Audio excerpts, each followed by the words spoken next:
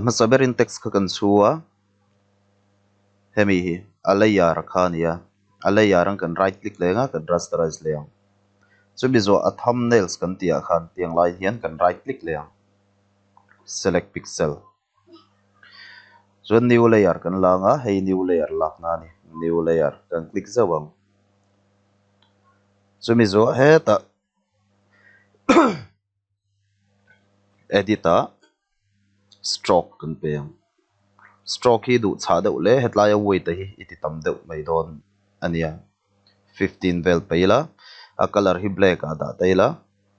center an da taila kan okay ang tian stroke alo nei ta ni hemi stroke alo nei hian hetlai thanks for watching ti hemi layer hi kan off da yang hei visibility dia visibility tang hianin kan off da yang zuan a stroke layer thumbnail sai kan right click leang select pixel box tikhana stroke chau kha a select ta chu kan color du duin kan fill liang gradients a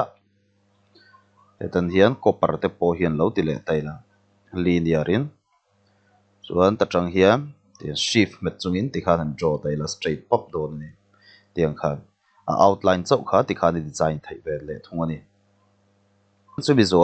image a kan kal liang adjustment curve atang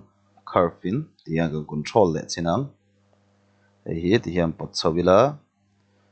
he tan pot thlale taila tikhan ka alan da na ron dang vek ta ni kha khai du lo ni ro chuanin curve hi man kherangai chung lo curve hi man don chuanin khatiang hai du dan da nin hei ti dang lam le thei bok ani kan okay le select a kan deselect le hai chuan hemi background hi kan du color kan fill le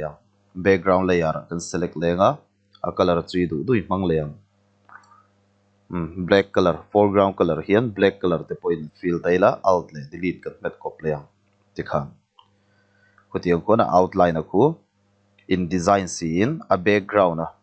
a chung fill tura ro chu hemi background color run mang ve si hianin ti hian a siam thai ani chu a outline design dan ani